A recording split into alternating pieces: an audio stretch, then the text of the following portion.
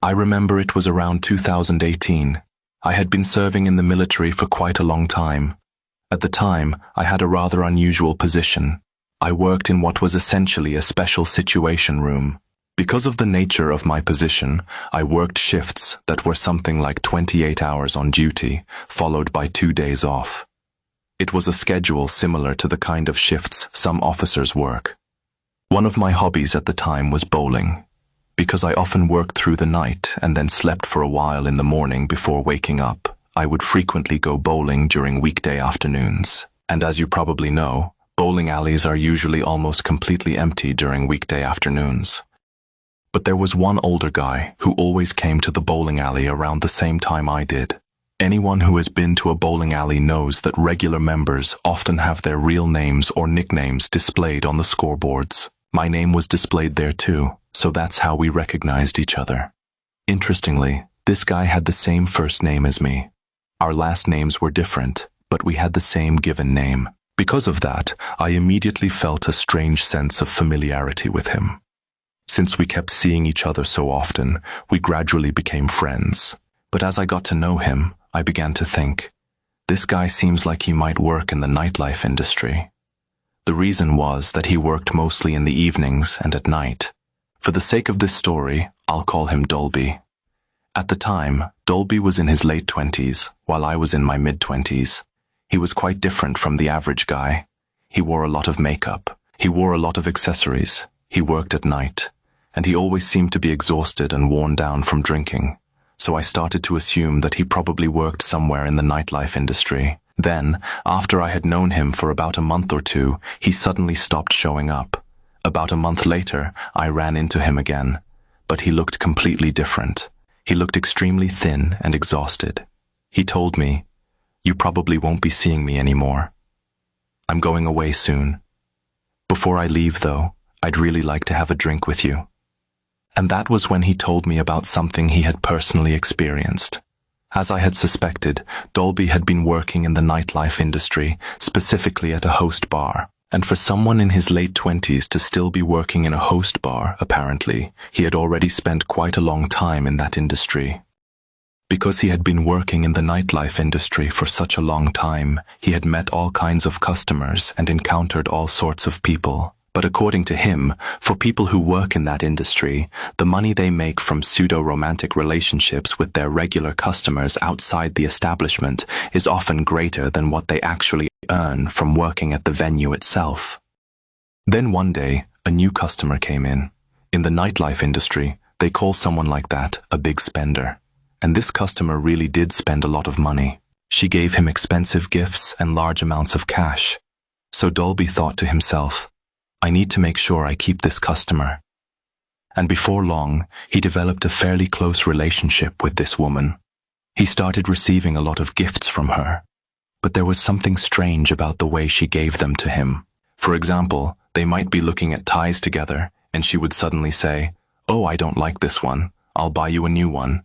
Then she would buy him a very expensive tie. She would buy him clothes and other expensive items as well.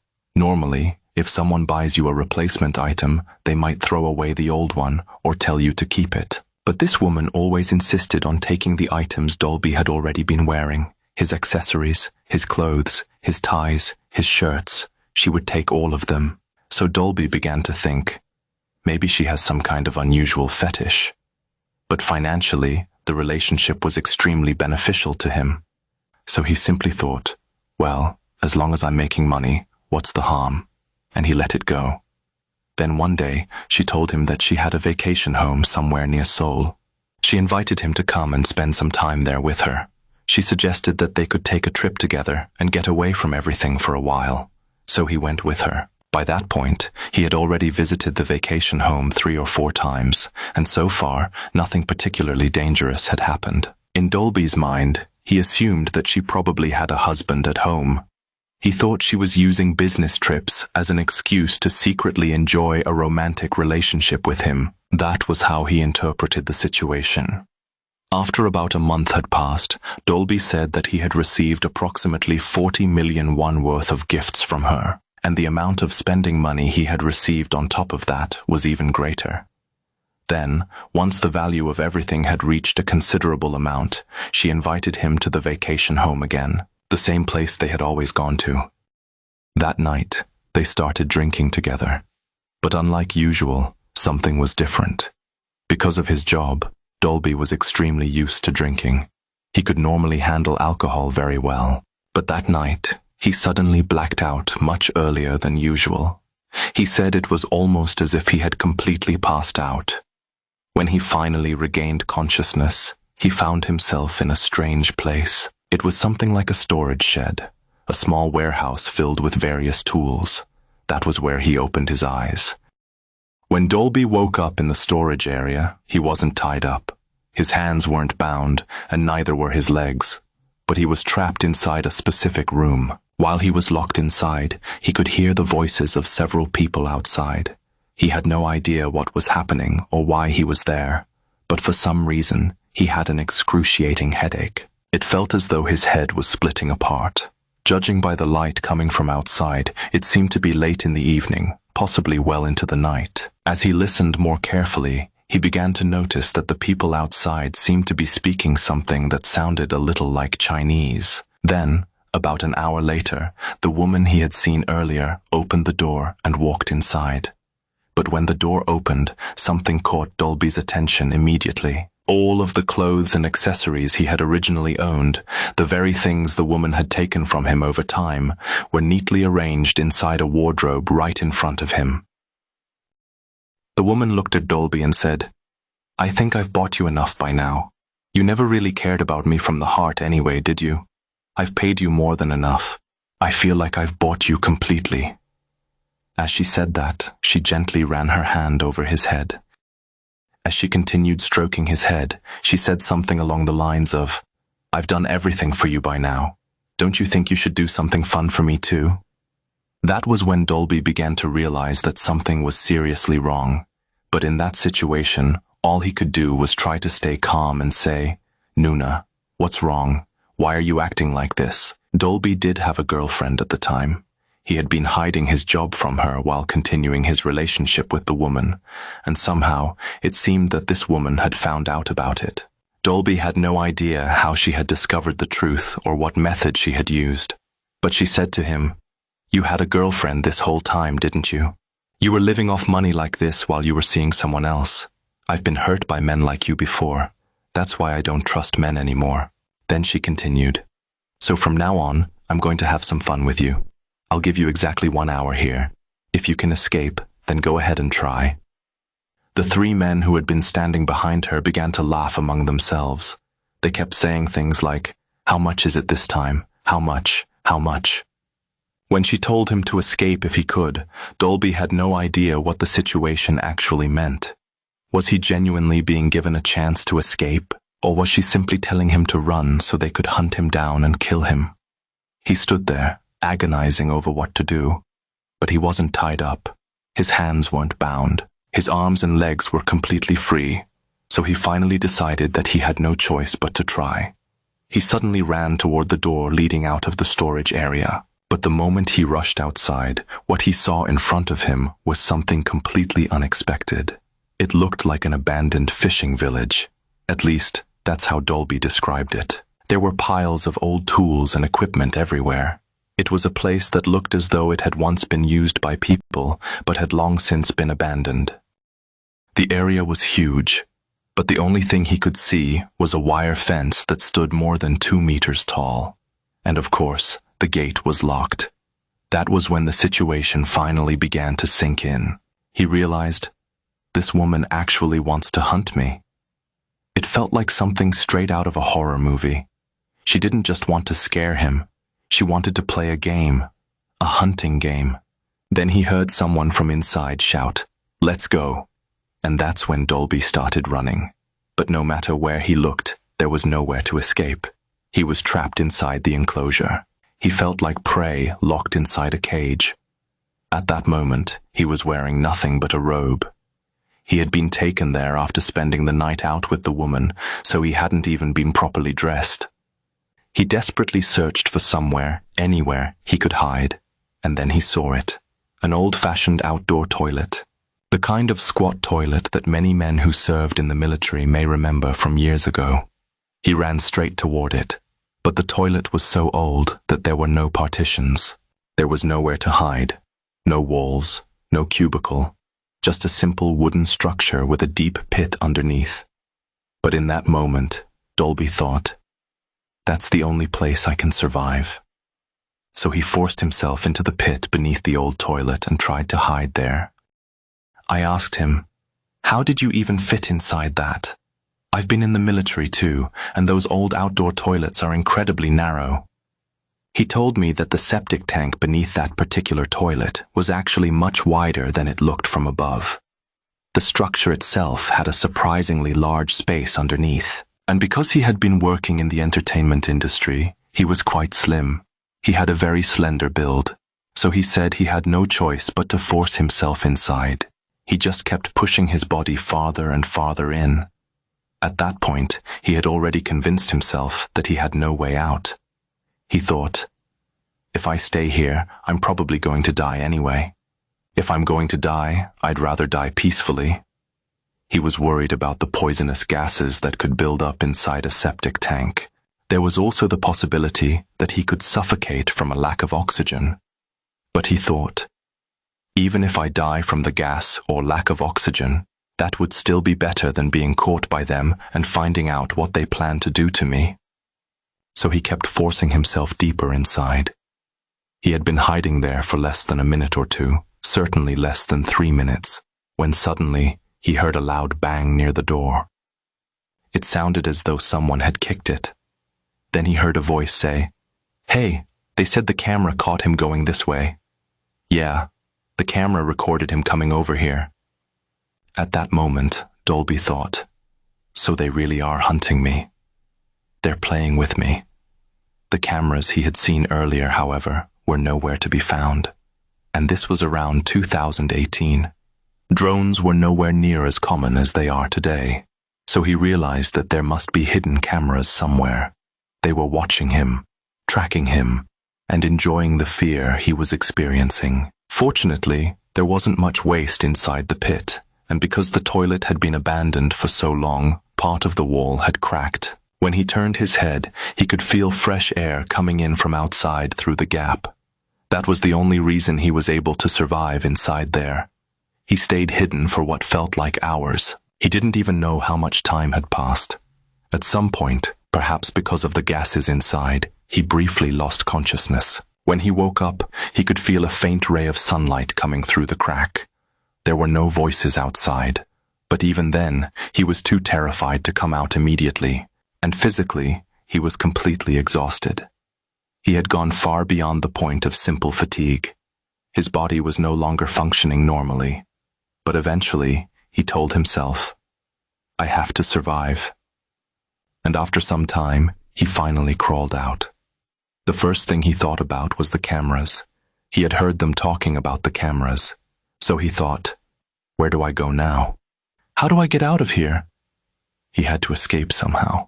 As I mentioned earlier, this was an abandoned harbor, almost like an abandoned fishing village, and the only route connecting the area to the mainland was blocked by a wire fence approximately 2 meters high.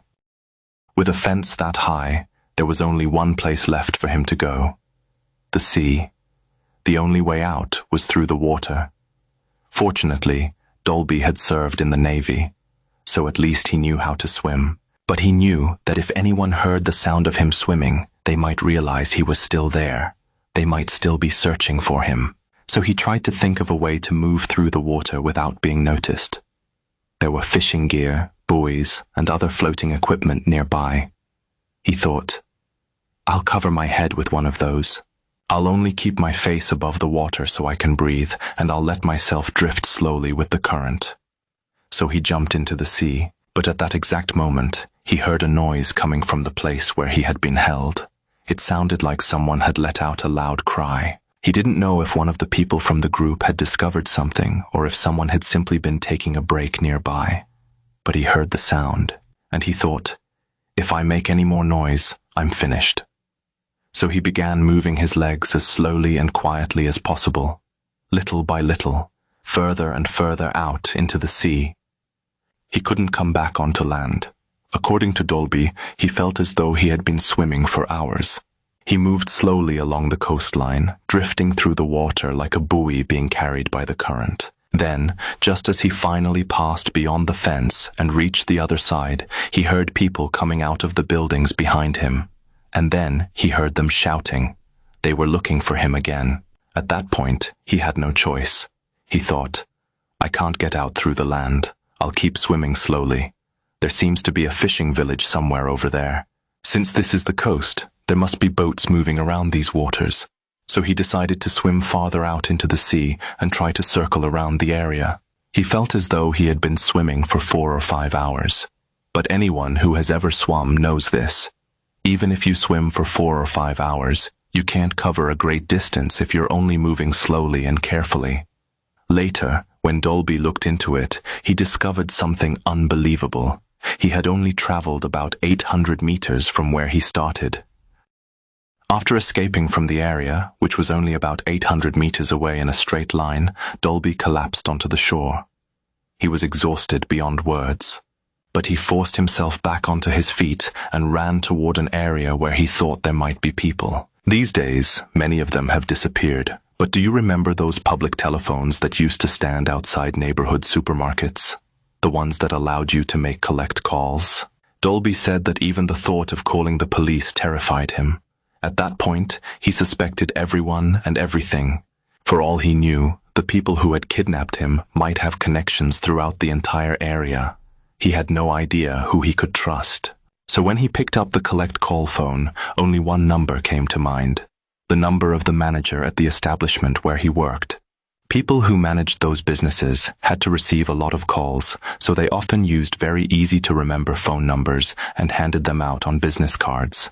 So Dolby made a collect call to his manager. When the manager answered, Dolby said, "Hyung, I don't know where I am, but I was kidnapped. I almost died. I barely escaped. Please, you have to come help me. It's me, Dolby." At first, the manager was half asleep. It was daytime, and he had been sleeping. And of course, Dolby had suddenly disappeared from work without notice, so the manager was initially angry. But then he heard Dolby's trembling voice. That voice wasn't normal. And as Dolby continued explaining what had happened, the manager realized something serious has happened. So he asked, "What can you see around you?" "Anything. A road sign, a building, anything at all." Dolby tried to explain what he could see, but he didn't know where he was. He was terrified. Eventually he said, "There's some kind of supermarket or small store nearby. I don't think I can stay on the phone much longer. I'm scared. Please, come find me. I'll wait somewhere nearby." And then he hung up. As I mentioned earlier, this was a fishing village, and if you've ever been to one, you may have seen large piles of styrofoam boxes stacked around the area. Dolby found one of those piles. He crawled inside and hid among the styrofoam boxes. Then he waited. He stayed completely silent, listening carefully for anyone approaching. Several hours passed. By the time the sun was beginning to set, he had been hiding there for roughly 3 or 4 hours.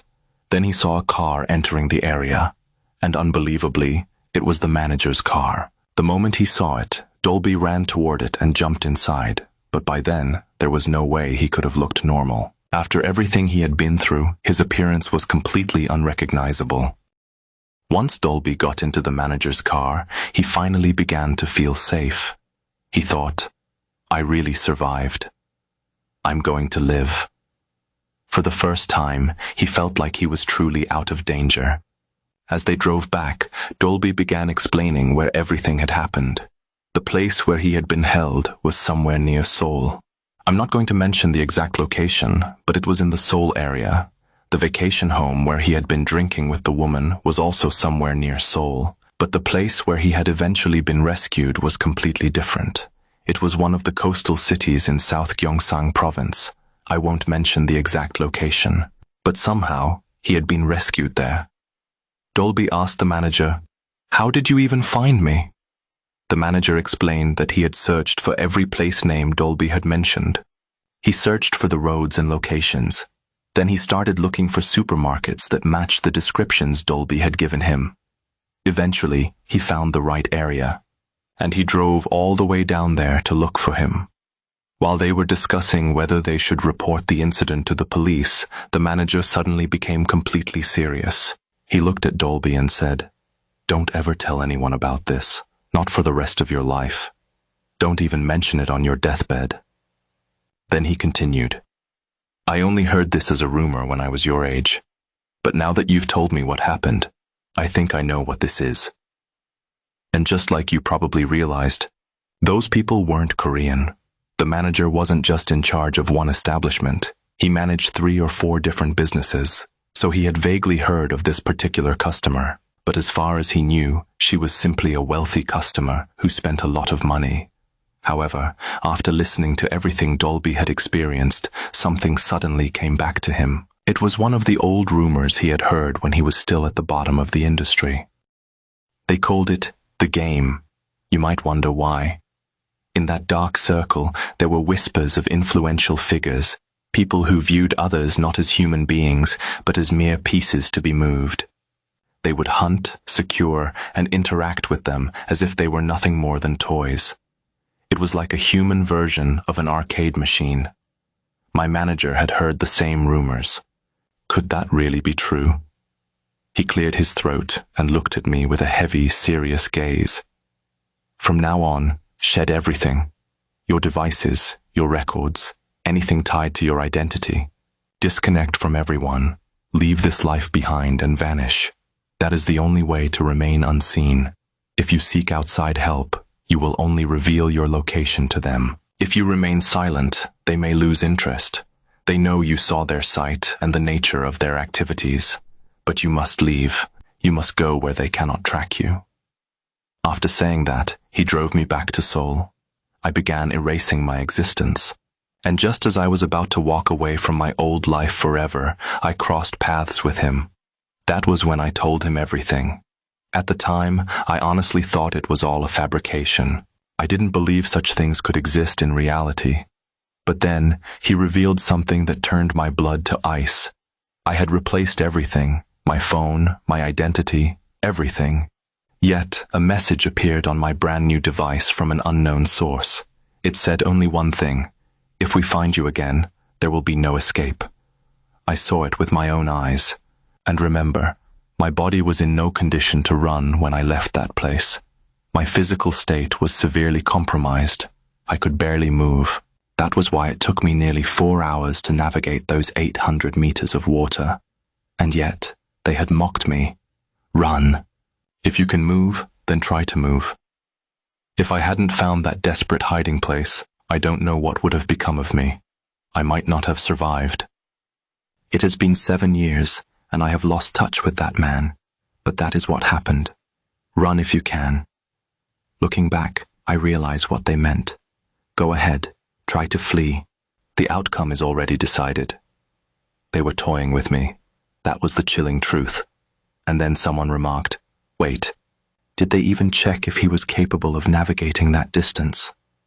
And honestly, they never even bothered to check.